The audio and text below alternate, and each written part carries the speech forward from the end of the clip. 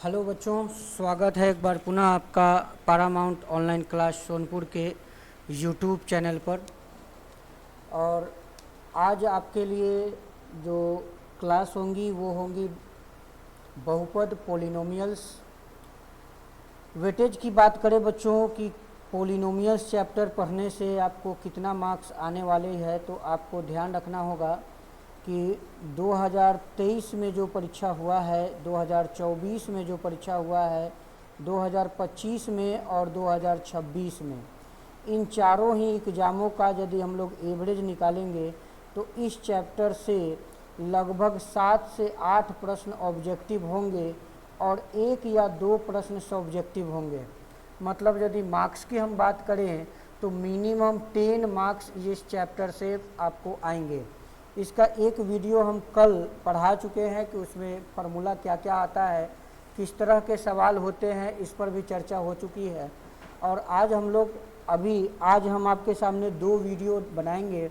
एक वीडियो में आप एनसीईआरटी बुक पढ़ रहे होंगे और दूसरे वीडियो में आप पीवाईक्यू लगा रहे होंगे, प्रीवियस ईयर क्वेश्चंस को लगा रहे होंगे। तो क्वेश्चन शुरुआत करने से पहले छोटी सी जानकारी यही है बच्चों कि भाई आप जिस चैनल पर जुड़े हुए हैं, पारामाउंट ऑनलाइन क्लास के द्वारा जुड़े हुए हैं, और यह क्लास जो है दरअसल में पारामाउंट कोचिंग का ये एक संस्था है।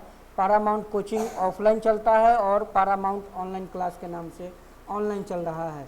आप चाहें तो दोनों जगहों पर जुड़ सकते हैं, ठीक है। यूट्यूब पर जुड़ना चाहते हैं तो आप पारामाउंट ऑनलाइन क्लास को सर्च करके उससे जुड़ सकते हैं, और यदि ऑफलाइन जुड़ना चाहते हैं तो गोला बाज़ार सोनपुर में आकर जुड़ सकते हैं। आइए बिना वक्त गंवाए अब शुरुआत करते हैं आज की हम अपनी पहली प्रश्न का। ये देखिए, एनसीईआरटी बुक आप जब निकालेंगे तो ठीक प्रश्नावली 2.1 निकालेंगे तो एक सवाल पूछा गया है, उसमें बहुत सारे ग्राफ आपको दिख रहे होंगे बच्चे। इसमें ये पूछा गया होगा कि शून्यकों की संख्या क्या होती है, ठीक है।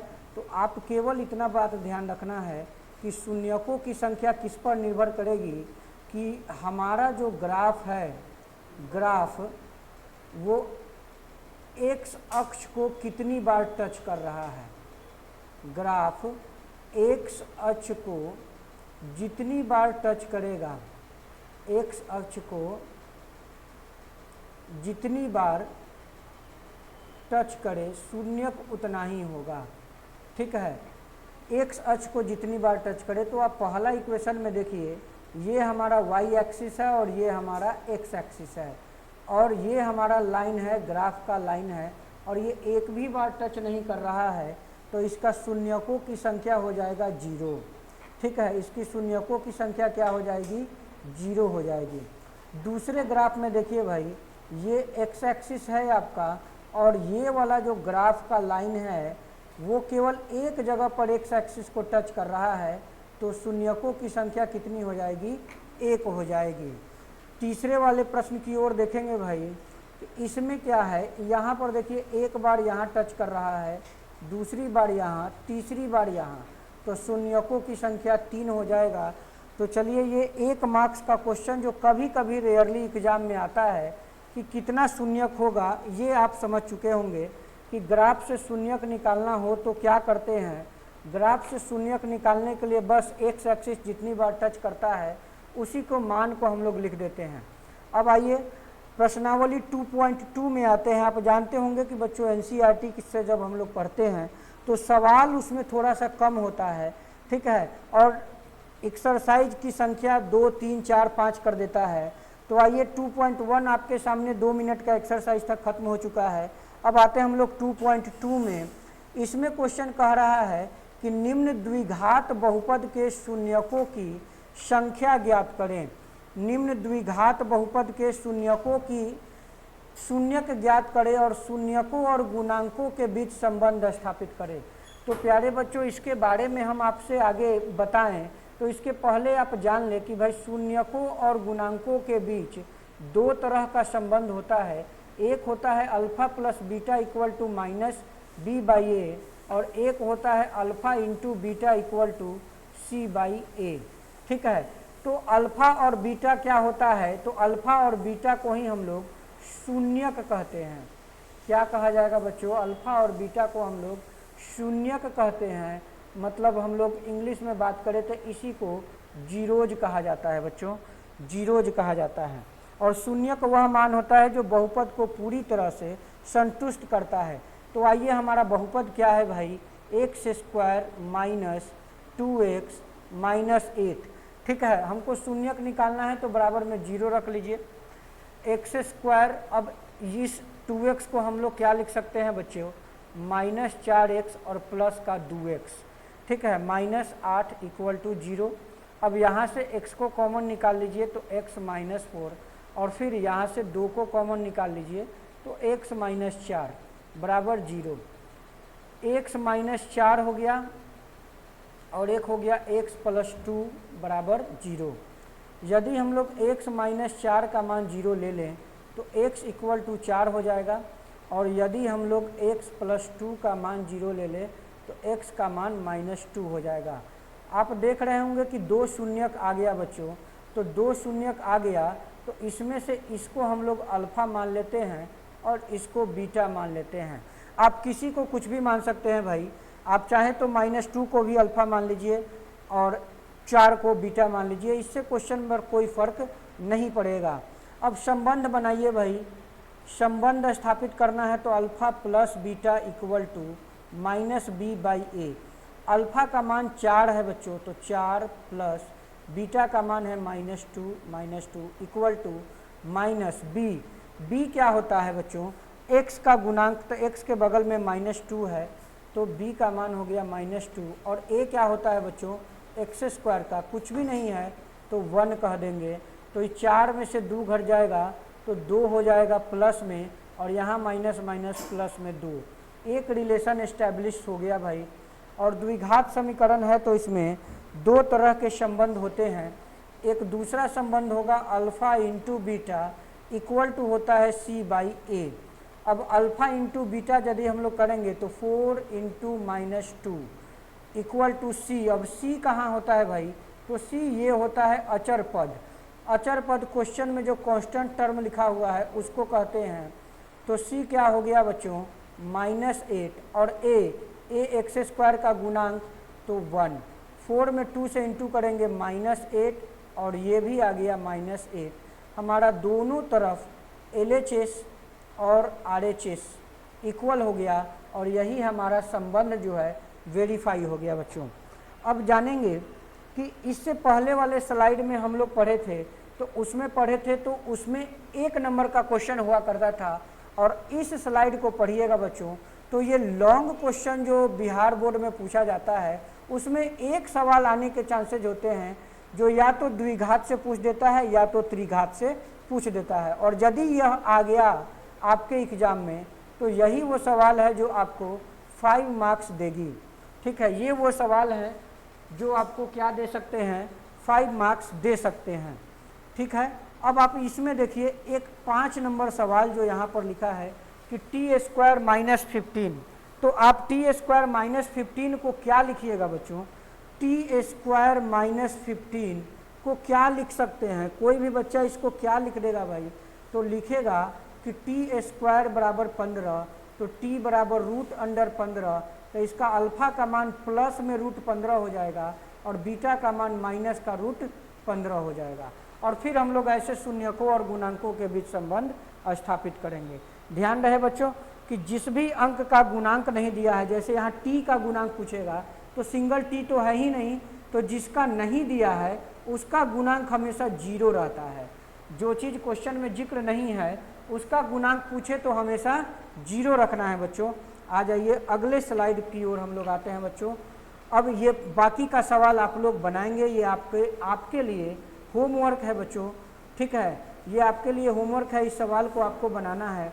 अब 2 नंबर क्वेश्चन है इसी चैप्टर का 2 नंबर, एक द्विघात बहुपद ज्ञात कीजिए जिनके शून्यकों का योग और गुणनफल क्रमशः दिया गया है। तो प्यारे बच्चों ध्यान देंगे, हमारे बच्चों ध्यान देंगे कि इस क्वेश्चन में क्या कह रहा है भाई कि शून्यकों का योग, पहला क्वेश्चन है शून्यकों का योग, ये दिया है 1/4 और शून्यकों का गुणनफल शून्यकों का गुणनफल जो दिया है बच्चों, शून्यकों का गुणनफल वो दिया हुआ है -1। तो समीकरण निकालना है बच्चों, तो Px बराबर होता है a, यदि कांस्टेंट हो तो a का यूज करेंगे और नहीं तो ऐसे भी बना सकते हैं x² minus alpha plus beta into x plus alpha into beta, ठीक है, into x plus alpha into beta,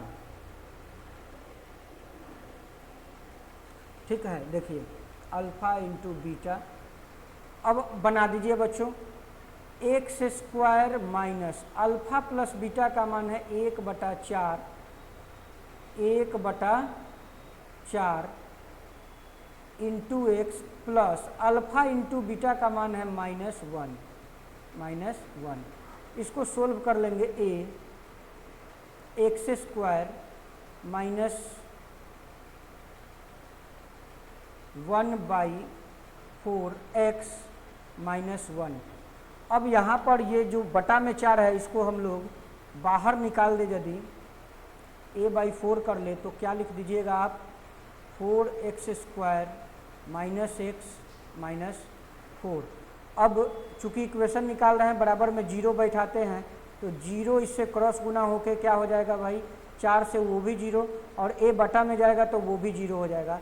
मतलब हमारा इक्वेशन केवल ये बच जाएगा बच्चों, 4x² माइनस x माइनस 4, ठीक है। ये हमारा आंसर हो जाएगा, ठीक है, ये हमारा क्या हो जाएगा, आंसर हो जाएगा।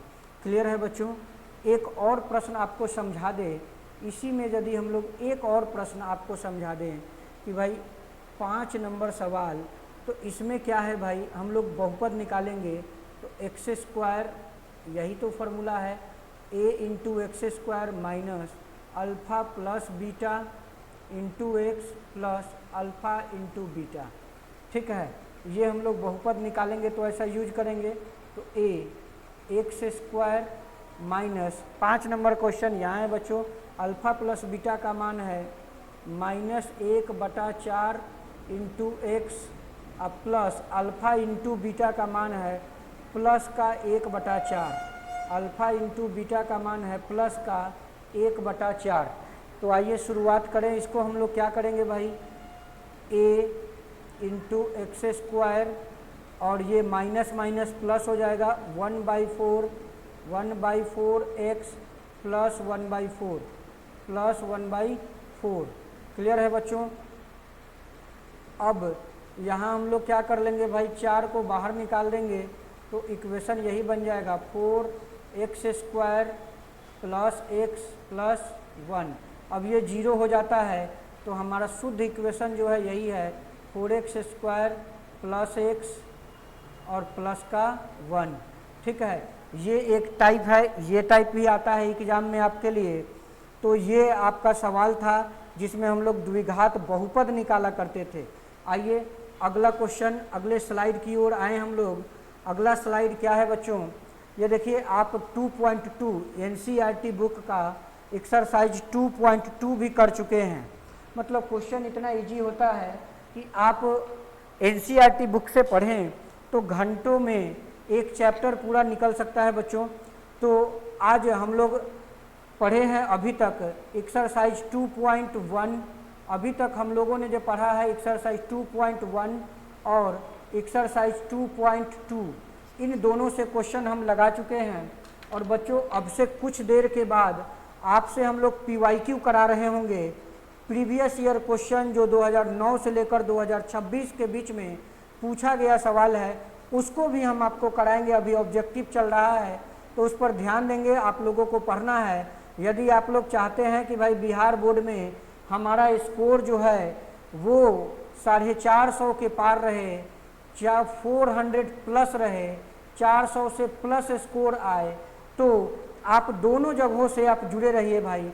पैरामाउंट के ऑफलाइन ब्रांच से भी जुड़ सकते हैं और पैरामाउंट के ऑनलाइन यूट्यूब चैनल पर भी आप जुड़ सकते हैं पैरामाउंट ऑनलाइन क्लास के द्वारा, ठीक है, ताकि आपका 400 प्लस स्कोर श्योर रहे। और आप चाहते हैं भाई कि हम ये जो भी सर पढ़ा रहे हैं उसका PDF भी मिल जाए, तो इसके लिए आपको पैरामाउंट कोचिंग के व्हाट्सअप चैनल से जुड़ना होगा।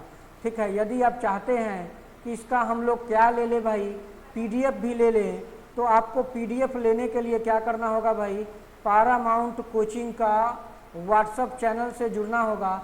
और व्हाट्सअप चैनल जो है आज हमारे इस नंबर पर स्टेटस में लिंक मिल जाएगा, इस पर आप सर्च करके आप उस चैनल में ऐड हो जाइए, आपको पीडीएफ भी मिलता रहेगा, वो भी बिल्कुल फ्री ऑफ कॉस्ट। तो फिलहाल आज के इस वीडियो में इतना ही।